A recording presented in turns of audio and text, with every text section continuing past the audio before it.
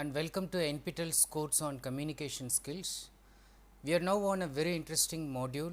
This is completely on interview skills. As I have been telling you, this is a very major component of communication skills, as well as it's going to be practically very useful. You can apply all the skills that we have been talking about in this module for your practical success in interviews also. So far I have discussed certain items, aspects of interview in the past 3 lectures on this. This is module number 8, lecture number 4 on interview skills.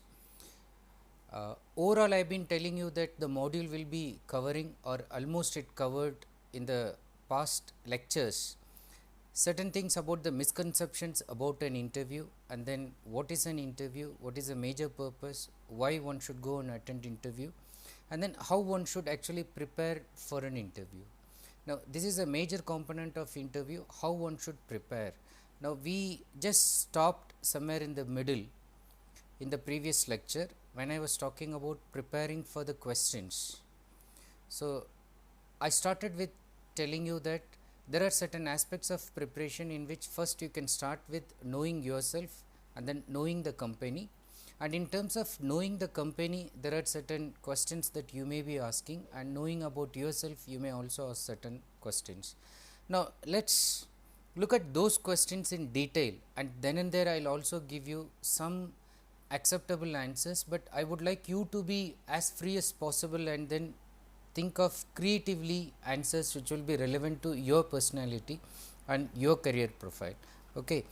And then I will also talk about some keys to success in interviews, and overall I will tell how you should actually attend an interview inside the interview hall, and then how one should close an interview, what should be the closing concluding thoughts, followed by post interview functions, what should one do once the interview is over. So, this is the overall framework of this module. Now, coming back to the questions and then identifying them in terms of typical questions. The first group of questions will be always related to the job as such. So, questions like what interests you about this job? As I have been telling you before, never say that the monetary aspect is the only thing that is interesting. Highlight on the challenges that the job is going to give you. Highlight on the information potential that the job has got, the experience gain that you will have once you get the job. And then above all, by linking with that organization, you know that your goal and the organization's goal can be merged, and then you can emerge as a better person once you are through this interview. How do you see your career developing 5 years now? Now, once again you have to say that your career will develop as an integral part of this organization. Using this, you should be able to highlight that you will develop better in 5 years. What other jobs have you applied for? Now, again a tricky question. You must have applied for certain other jobs, you must be expecting some interview call letters, and you must have also got an interview call already. Now, you have to be very discreet whether to tell them that yes, you got something. Now, even if you say that just to be on the honest side, then again you have to make it very clear whether you want to go for that job given a chance that these people are willing to give you this chance. So, you should be clear about it. So, you cannot say that okay, if you give a job I will join.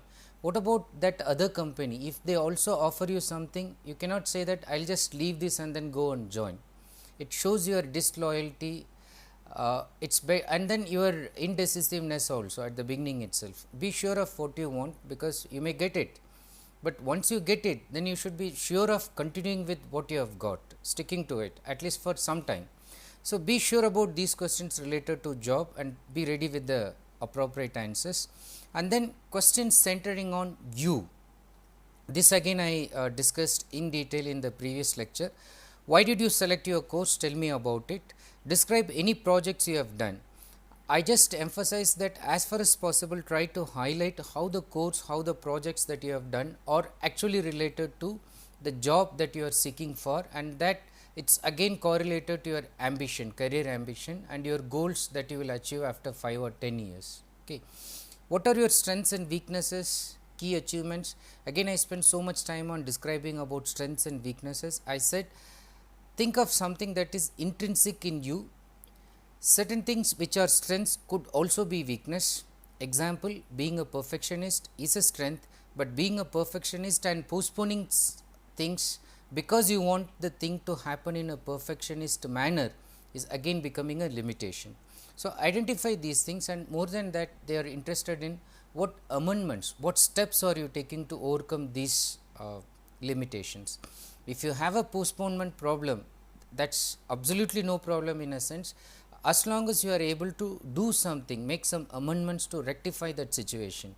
If you say that I am a late riser, that is also not a problem, but if you can tell them, given a professional situation, I can get up at any time, that is no issue. So, that is what they are looking for. And then what can you bring to this post?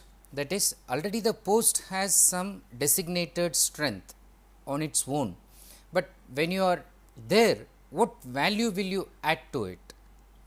So, this again you have to think about your personality traits, your career ambition and the existing job values, and see how far you can add to it.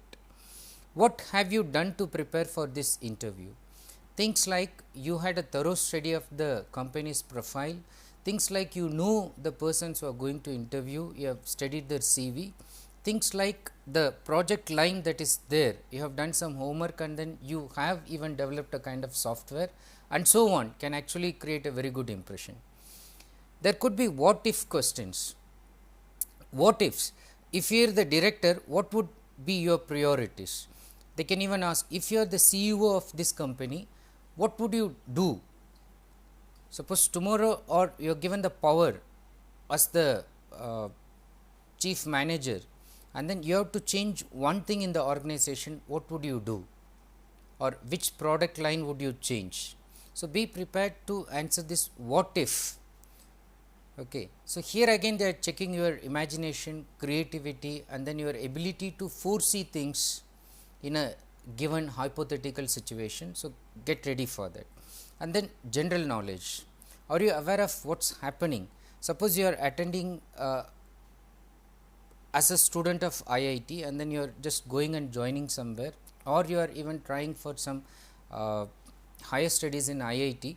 A question like this: what is your opinion of the government's policy on increasing fees at IITs?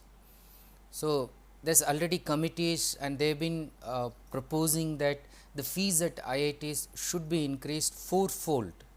So, suppose it is 15,000 for the semester, the suggestion is that it should go up to 60,000. Now, what do you think of this?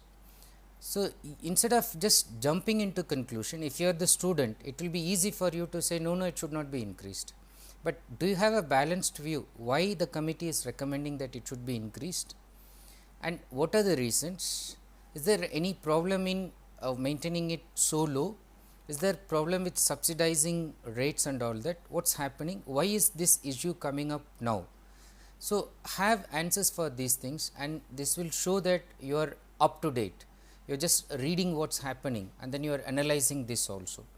Now, these are the typical questions, and then there could be other questions based on competency. So, what the company actually does in that term is it identifies key skills required for job. So, it designs questions to elicit evidence of skills just to check your competency, proficiency. There can be questions like in, for instance, computer related interviews. So, they can even put a small problem on a paper and then they can ask you to just solve the problem. They can give you a piece of paper and then ask you to solve it or write a kind of program in the given time. So, just checking your competency. What is the point in asking you who invented the computer, when was this happened, what is the full form of ASCII and all that.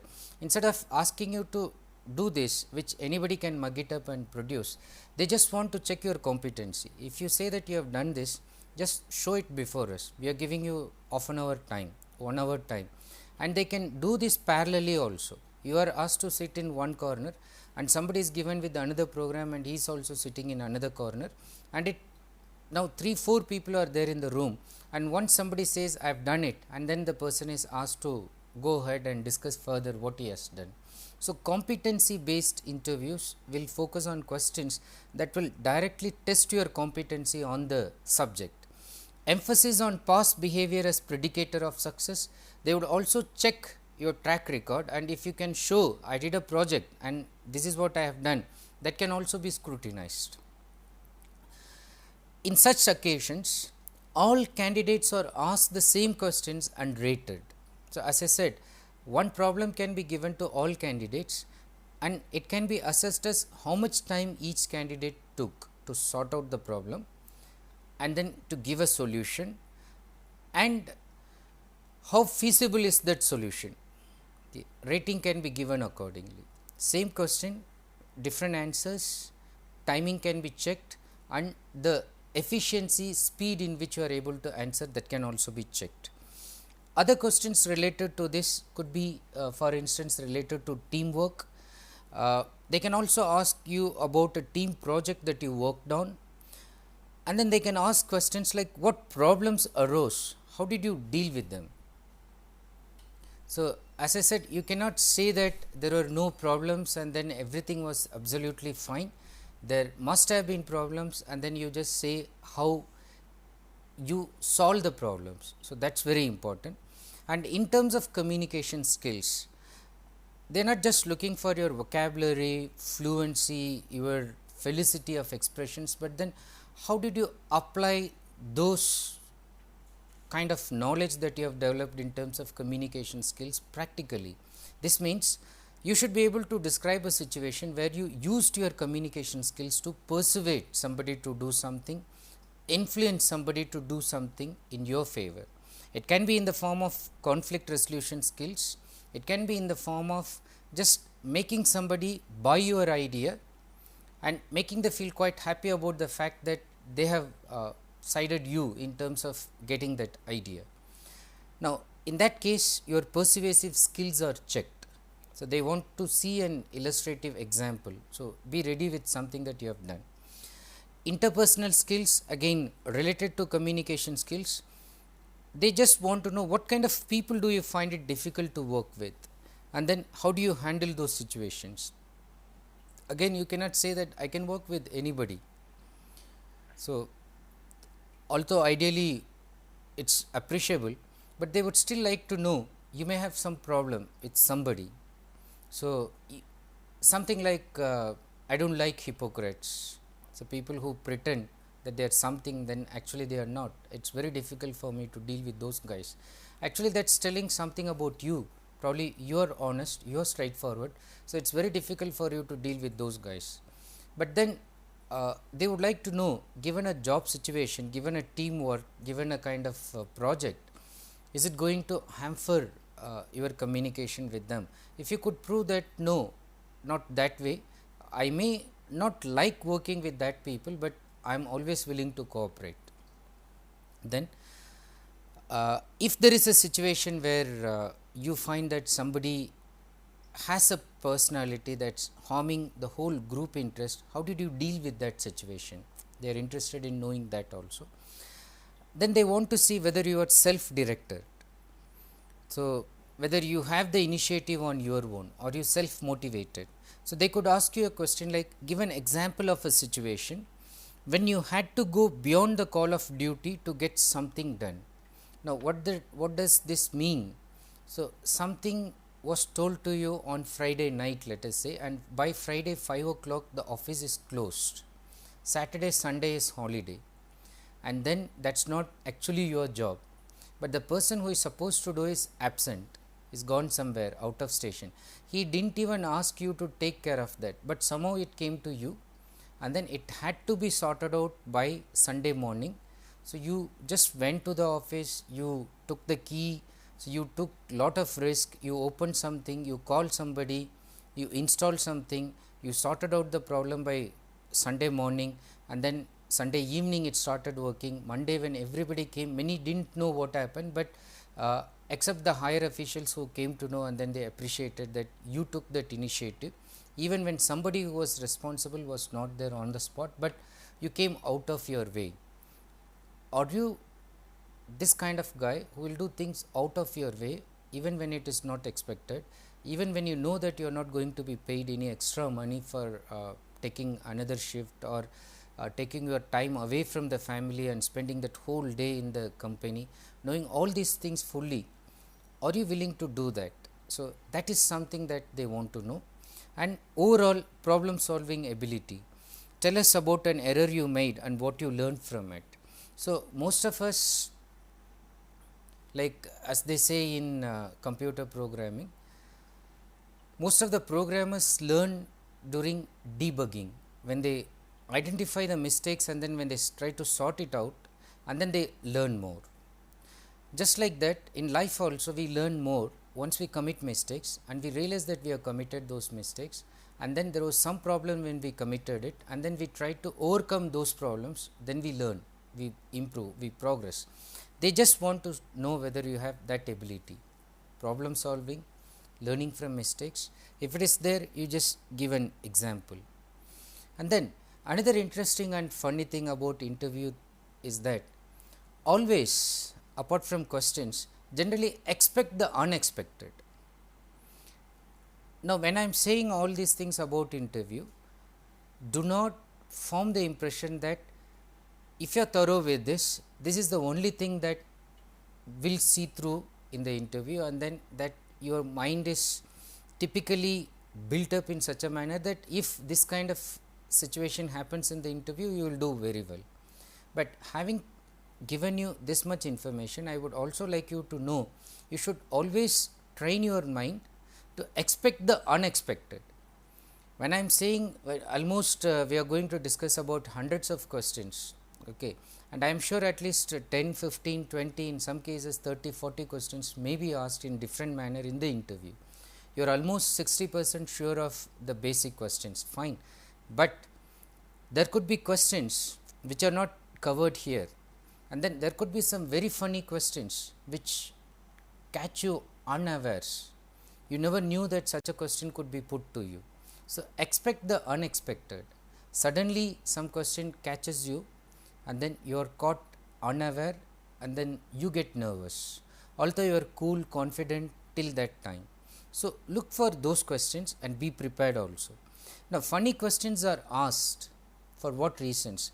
They are asked to identify one's ability to think under pressure.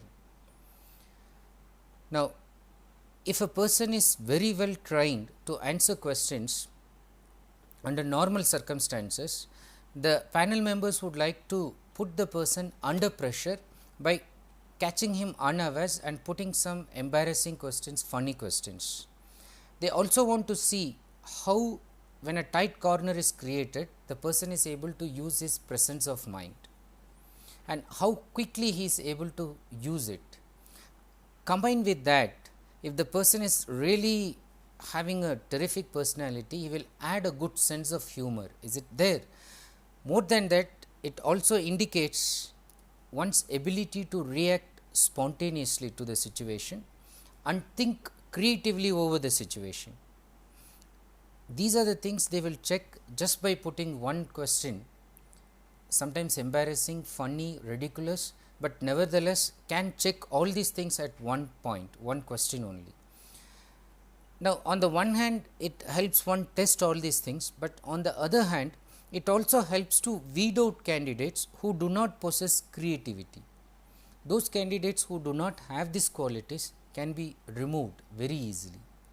Those who do not have creativity or lack of lateral or out of box thinking, they can be just removed easily because they will not be able to answer such questions. Now, what kind of questions are they? What could be those funny questions that can catch you unaware? Now, look at this. There could be question like this: if you were an animal, which animal would you choose to be and why? Now, any animal you can say, provided you are able to highlight one good quality in you which is found in that animal. Now, they want you to say this spontaneously, quickly, and then something that you like easily, and then they want to see how you are able to connect why you like that one. Suppose you say even dog. So, you should be able to highlight the faithfulness that it has for its owner.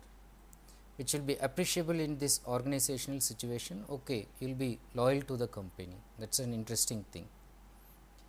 So, think of an animal and a quality that will actually be intrinsically related to you with the animal, that will also be interest to the company. When they say tree, for instance, they can even say, imagine that you are a tree, and then which tree would you imagine and why? So, again, some fruit tree you can easily justify, even a fruitless tree, but you can still justify because it is giving shadow. So, you can always link your helping tendency, you can always link your tendency to give others without any expectation with the kind of tree that you are going to choose. Bird again. Okay. So, what kind of bird? Even you can say something like crow, but will you be able to justify that?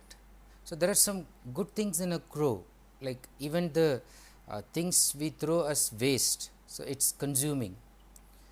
So, you can highlight that even things which people throw as waste, I always find a mechanism to use it, reuse it. I have a program to recycle waste. In that sense, I like crow very much, and so on.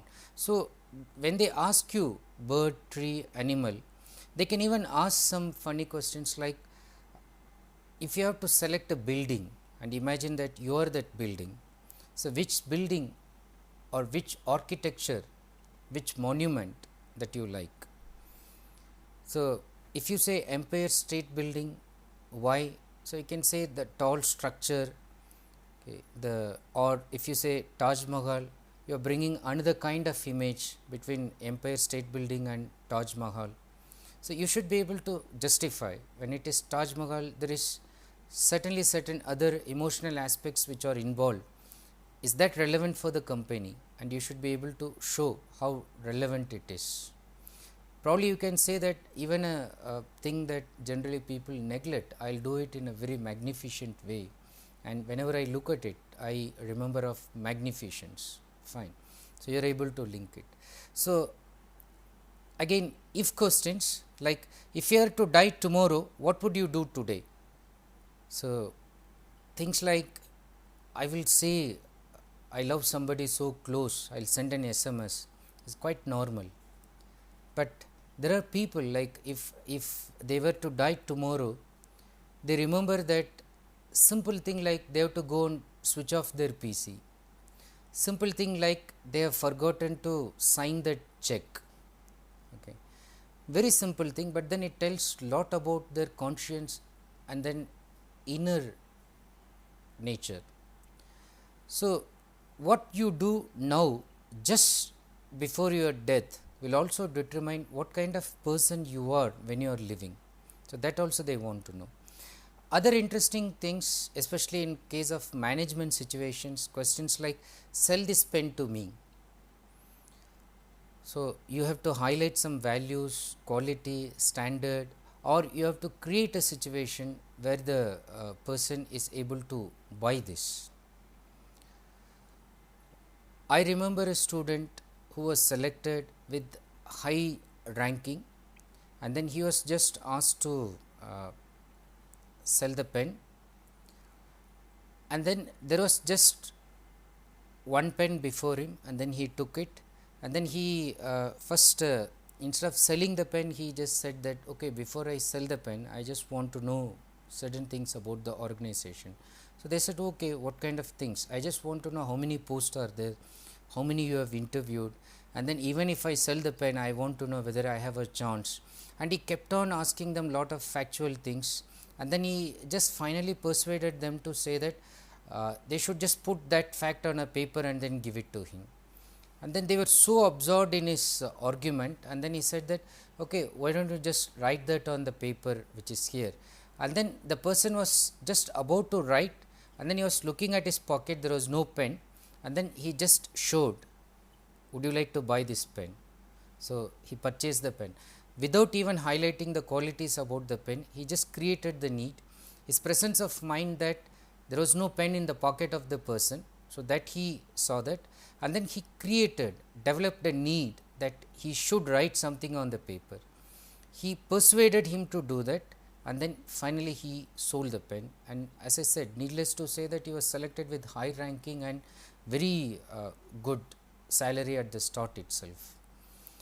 Now, it looks like selling a pen or pencil is nothing, but how your creativity is used, your presence of mind, and how good you are in communication skills. And it's a funny situation. Will you be able to use your sense of humor? And then it could be pen, or it could be erasure, it could be coconuts, it could be mangoes, it could be anything, just selling. And sometimes it could be like this: how would you convince an Eskimo to buy a refrigerator?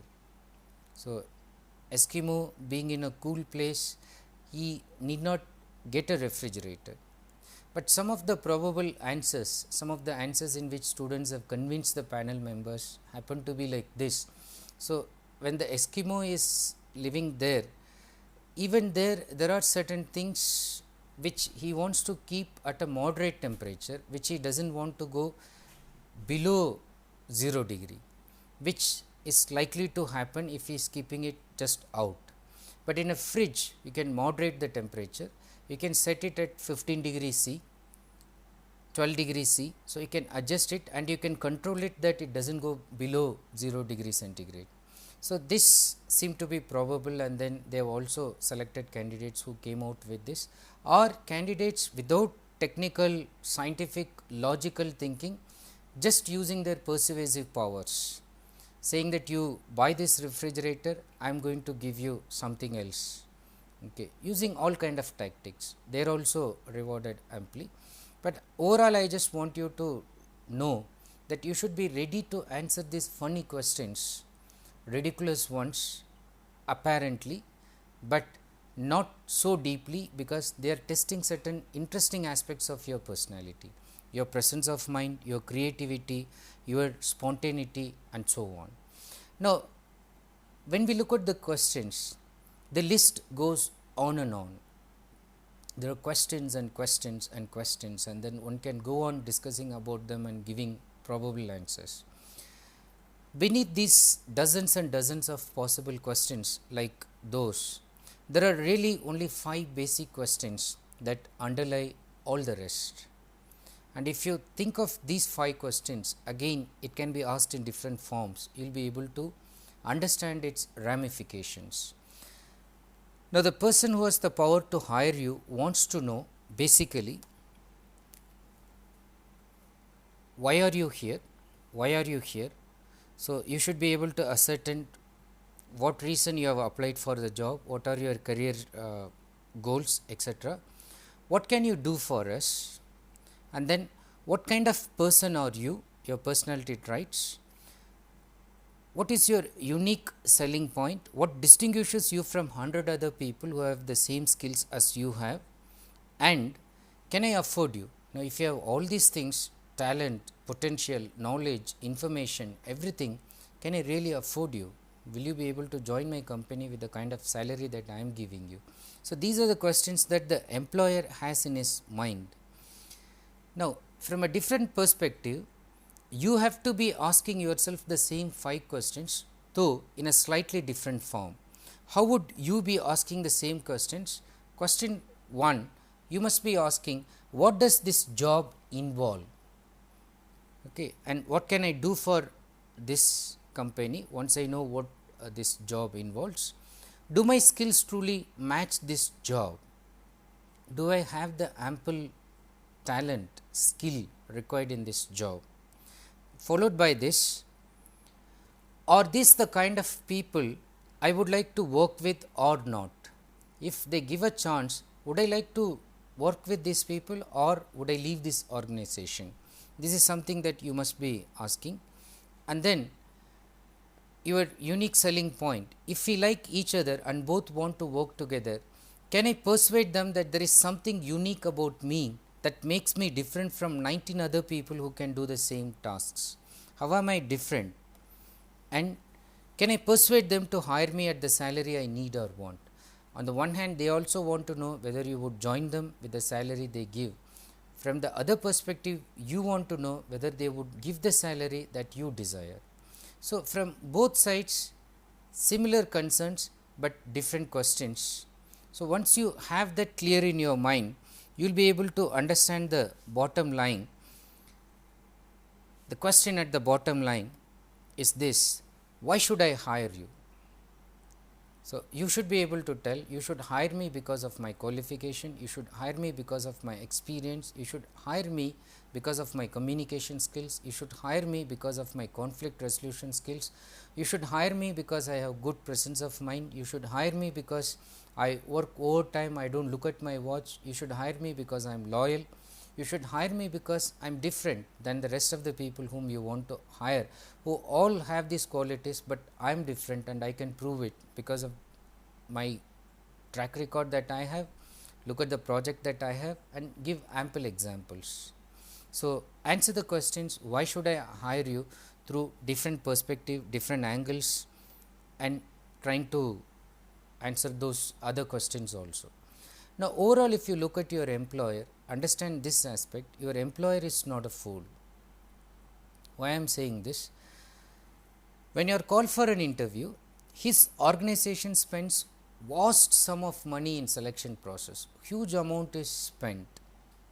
The panel members are given flight fare, they are kept in posh hotels, they are given good food, and then they are sometimes taken for sightseeing. So, sometimes they stay through 3-4 days, lot of expenses are spent on them. Then advertising itself for the post, sometimes 50,000, 60,000, if it is repeated, sometimes lakhs of rupees.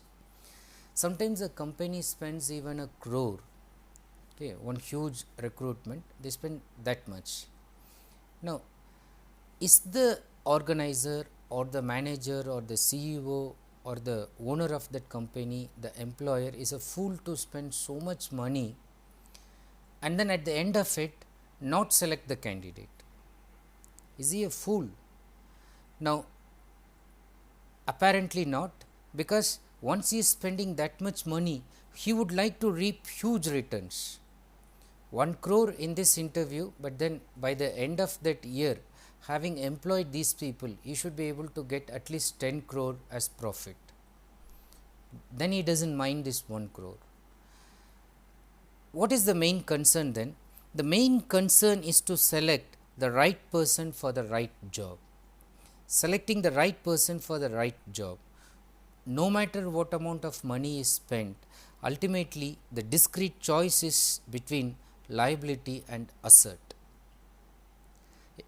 What is liability? Somebody who is liable all the time is a problem creator, all the time is weak minded, all the time is negative thinker, all the time keeps complaining, all the time it's late, is not able to perform tasks within time, very inefficient, and then the company, he becomes a kind of pain in the neck. The company keeps him because the company after all selected him by some kind of mistake, and they cannot throw it because of the image of company, because of certain labor rules, laws, etc. They cannot throw the person just like that because it's a permanent person and so on. So, he has become a liability now. Till the retirement, the company has to take care. But asset, they just want to take those people who are actually assets to the organization. An asset, as I said, you spend 1 crore on this person, in the first year only this person is going to get 10 crore for the company. So, what is the big thing about spending that 1 crore of rupees? So, get 10 people like this, 20 people who are assets, so you will earn in billions, the company will grow. Along with the company, these people will also grow, they will also become much more valuable as the time grows. It is difficult for the company to retain them because they are strong assets, unless and until they create some kind of bond, some kind of loyalty by giving them some shares, by making them part of the company, making them feel that the company is quite appreciating their loyalty and all that. So, when the employer is actually spending so much money, the employer is much more interested in selecting somebody who is an asset and rejecting, or as far as possible to filter, who are likely to be liable candidates. So, the choice is between liability and assert. So, in that context, once you prepare all the questions, once you understand this, try to prepare questions of your own. Try to prepare some of your questions, because the employers are as much interested in your answers as well as your questions.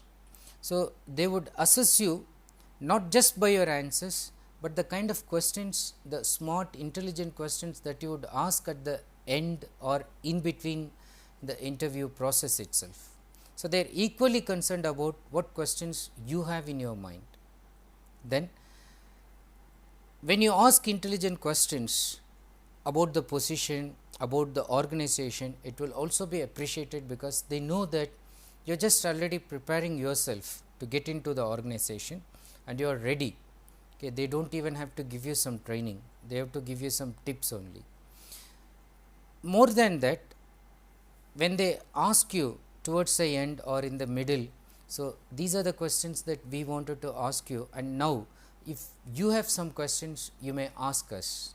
So, when they are throwing it open to you and they are telling you to ask some questions, that is the time you should definitely ask, and you should be prepared for those questions, because that is your opportunity to separate yourself from the other interviewers. Okay. Now, you can show that you are distinct. What kind of smart questions that you can ask? Questions like, if you hired me, what would be my first assignment? Where will this company be in the next 5 to 10 years? So, you are also checking whether they have a vision, they have a goal, they have a plan. Assuming I do a good job for the company, where can I go from here? It means what kind of promotion, what kind of perks can I expect if I do a terrific job?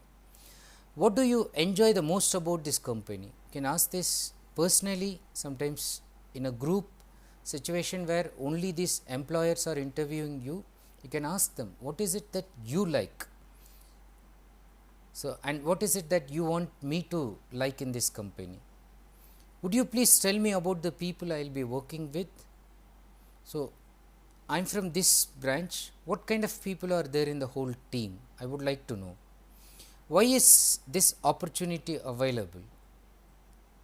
If this opportunity is available because somebody ran away for some reason, or the manager is always short tempered and then there is nobody who stays there for long time. So, I would like to know what is the reason, why is this available? Other than yourself, who else is involved with the hiring process? So, sometimes it may be like that these people are one nodal points, and then there are other people higher up than them who would also interview you. So, it is better to know those people, and is it possible for me to meet with them today? Where does this position fit within the overall organization? And then, is the leadership in your organization bottom up or top down? So, when it is bottom up, so they get the feedback from the employees at the lower level and take it to the higher level. When it is top down, you always take the instruction from the top and then it is disseminated to the next level and then it reaches. Maybe they do not take it from the lower level. So, it is, I mean, both organizations will have its merits and demerits, but it is worth knowing what kind of organization is that. So, I will just continue with more questions and then slowly I will take you to the interview room and how you should be prepared to get into the interview room, what kind of frame of mind. In the next 2 or 3 slides, I will be talking about that. Before I actually take you to the interview room, so you should also keep in mind the kind of rating they give you depending on your performance. What is the interview rating scale generally that is applied in interviews? So, in a rating, let us say that is 5 point, they will give 0 for no response and 5 for excellence. Okay, it will be excellent. What could be the selection criteria despite these points that they are giving? You will be assessed in terms of intelligence, which is related to your academic performance as well as the way you are answering the questions. Responsibility, your ability to take this responsibility, your sense of responsibility seen in the work roles you have taken, external activities you have performed. Appearance and poise, these are all related to first impressions, which we are going to look into in quite detail in the coming slides. Appearance and poise related to body language also. Interpersonal relations, your interest, your role in the team. Integrity, how have you performed your role? Is there any inconsistency? So that they want to see. Self confidence, are you relaxed, performing in a responsible manner? Communication skills, are you articulate, coherent? Is your grammar not that bad? Are you able to communicate? Is it good? And then responsive nature based on your listening skills. Interest, external interest, involvement, leadership potential. Have you been elected to some office? Have you taken some initiative in certain things? And then interviewing skills itself, how logical thinking is there, how are you able to assert your priorities and all that. Overall, these are the qualities they are checking for. Now, I just said in the previous one that you should be worried about the first impression, making a good first impression, because first impressions count often for far more than is logical. Now, I will be talking more on this soon, because the first 5 minutes and the first few seconds, many non-verbalists believe that are the ones which determine your fate. So, why should we be so concerned about that? Because the result of the interview will depend largely on the impression you make during the first 5 minutes, and your subject, your marks and your experience got you to the interview, but it is the soft skills that will take you to the next level. The body language, your para-linguistic cues, even without looking up, literally looking at you, just let us say the panel member is just focusing on the papers on the table, but he hears the way you are knocking at the door. They also listen whether you are saying excuse me sir or may I come in. They are also looking for polite markers. They also check whether you are asking for permission before sitting. They also check what kind of dress you are wearing, and then are you coming confidently, what kind of steps that you take. All the things are noted, the dress and then the handshake, or in an Indian context just saying namaste, how do you say, all these things are just noted, and it is this that is determining that first 5 minutes and the final result also most of the times. So, you should keep in mind certain things which are related to body language as well as creating that first impression. So, first keep in mind punctuality, and then second keep in mind dress, and thirdly handshake, and followed by this the overall body language, and then let us look at punctuality as the first one. What do I mean by punctuality? Just be there before time. If you have to travel from one place to another, I would even suggest be there one day before. If the interview is today at 11 o'clock, do not take the risk of reaching the place at 6 o'clock or 7 o'clock, 8 o'clock in the morning, because expect the unexpected. That day your train may be cancelled, the flight may not take off because of fog or heavy rain, or there is delay, flight itself is cancelled, or you reach the place but then you are not able to identify the place. So, the auto rickshaw driver mistook you to a different place, and so on. So, do not give chance or do not take the risk of being there at the last moment or going late for the interview. So, if you have to travel, be there a day before, at least reach there in the evening, and then relax, take some rest, good food, good sleep, and then get up normally in the morning, and then ensure on the previous day itself how would you go to the venue? It would be nice if you could stay just somewhere near to the venue, where you can even just go by walk in 10 to 15 minutes. Although it's better you take some kind of conveyance to reach that place. But in worst case, let's say there is a strike and then all uh, auto rickshaw drivers and taxi, so they are on strike. So there's nothing. So could you go by walk? So if you can assess those things on the previous day itself, it leaves you that last minute stress and unnecessary tension, which will again mar your performance. So take note of that, be there before time. If you are the local person and if you know the venue, so if it is even at 11 o'clock, be there at 9:30, because there is a reporting time. Take note of the reporting time. You report there with all your certificates. When you are going there, remember to take all the certificates. They want to first check the certificates, and then they also, in some cases, they also give a chance like first come first served. They don't decide an order. In certain cases, the order is decided depending on various categories. But if you are on that category of first come first served, and if you happen to be the first person, the panel member will very much appreciate your sense of time and respecting others' time. And there is also another advantage if you are called for the first time, because they are in a mood to give you more time. They are much more receptive. They are not tired. They are not thinking that you should go as quick as possible so that they can go and catch their flight or train. So no preoccupation is there in their mind. No kind of prejudice is there, because already they like the candidate so much, they think that no other candidate can perform much better than this, and already they had finalized.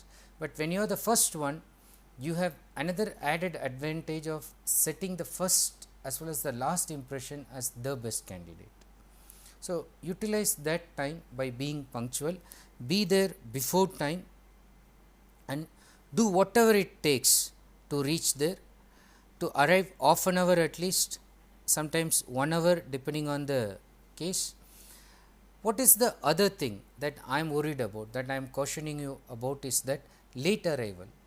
Late arrival for the job interview will almost cancel your chance of getting through in the interview at all, because it's never appreciated. The panel members never like somebody who is coming late. Whatever reason you give, you may give that there was strike, the bus broke down, and then there was an accident, or you helped somebody who caught in the accident, anything that you may tell. But then generally late arrival is not excused at all.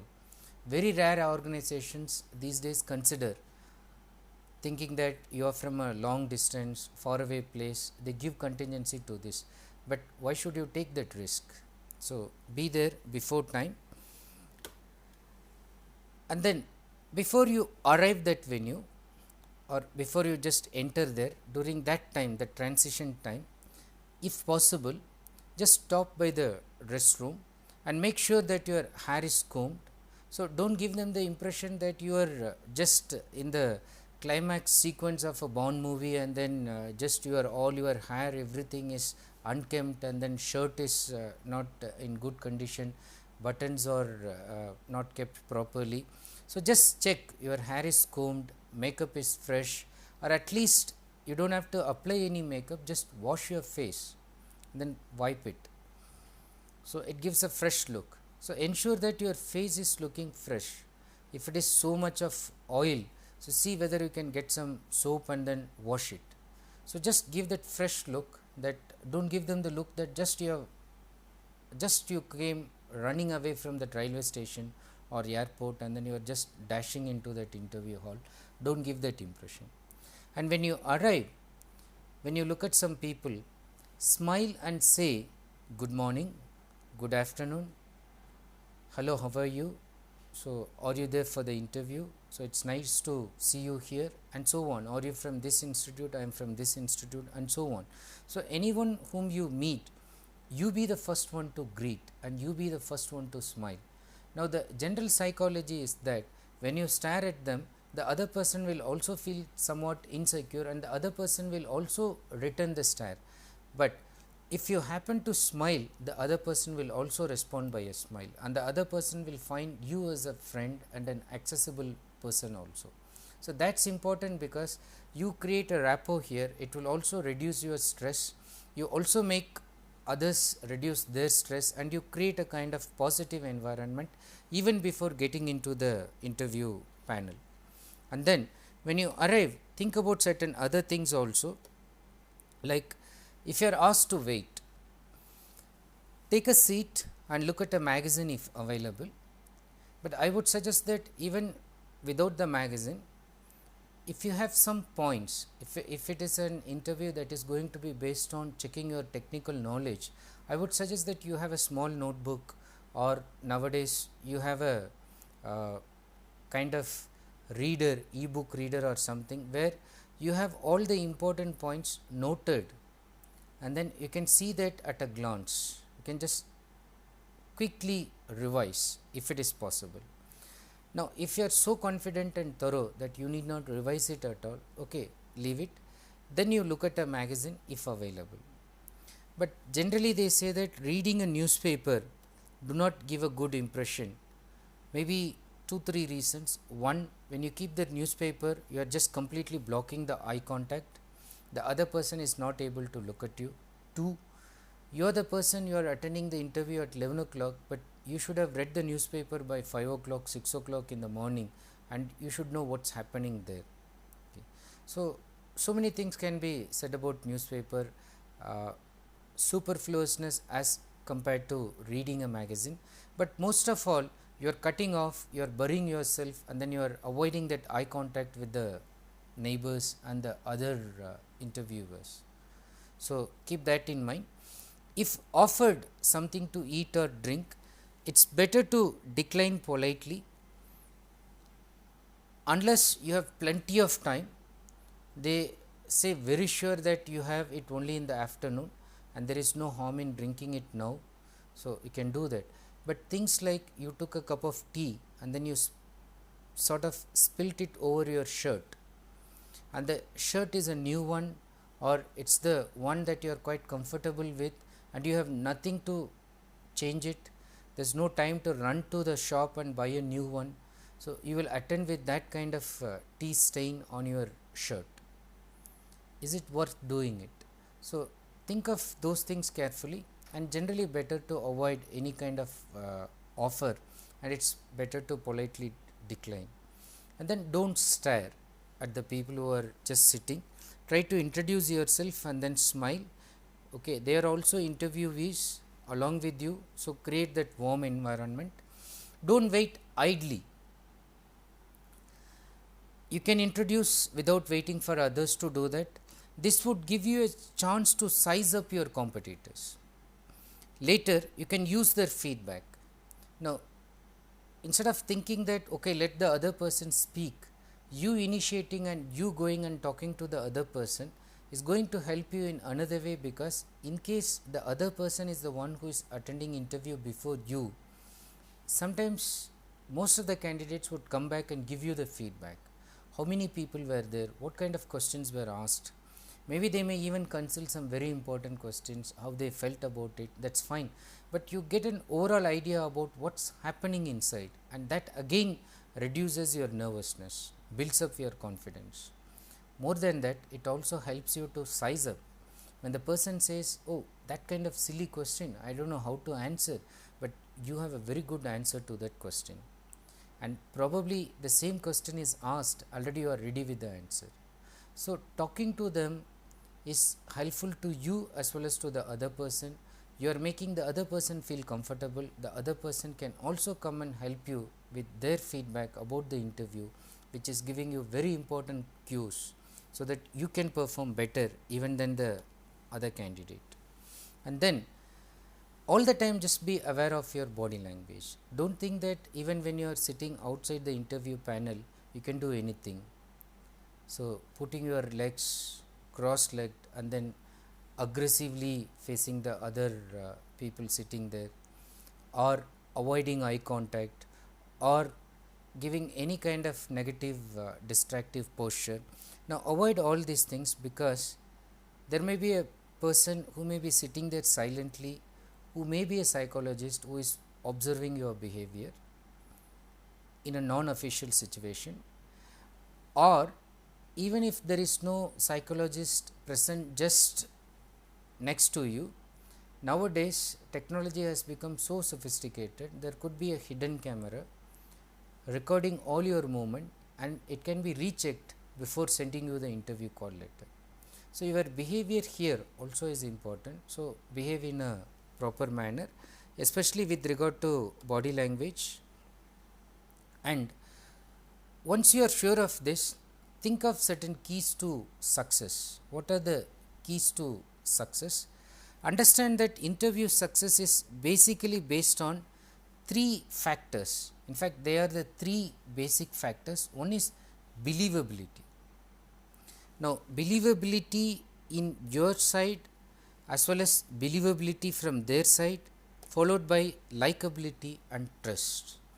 Now, believability is you believe that you are going to get through on the one hand, but on the other hand, can you create believability? So, everybody will say that how are you going to do this in 5 years? They will say I will work very hard, I am very determined, and then I will do this, I will do that, and people just listen to that as a story. There is no response. Creating believability, conviction, strong opinion. So, that through your communication skills and through your illustrative examples, showing examples from your proven track record. So, that will create that believability. Now, apart from believability, another important aspect of this is likability. There is something in you that the people should like you. Maybe a very positive smile, maybe the way you have dressed up, maybe the way you are just making some jokes in a very crucial pressure point kind of situation. You are just able to relax for a minute and show the other lighter side to your personality.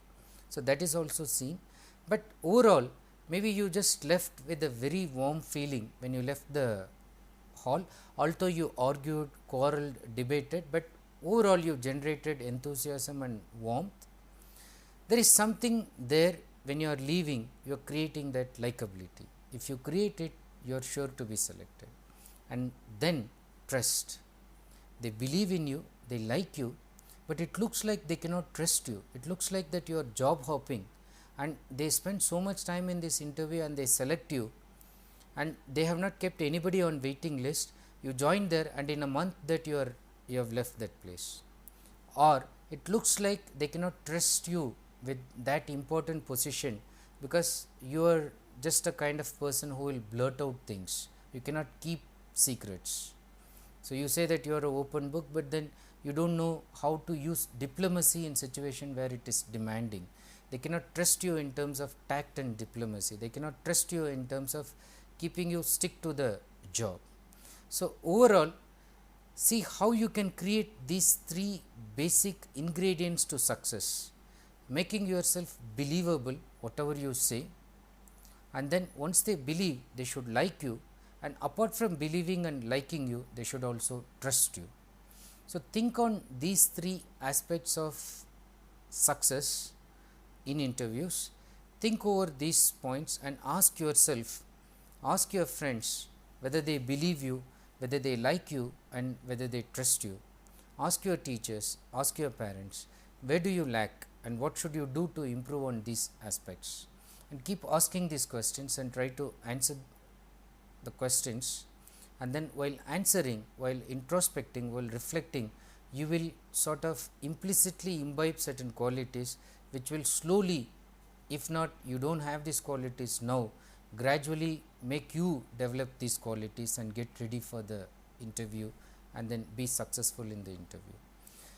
I will be discussing more on this ingredients which are required for success in interview in the coming lecture.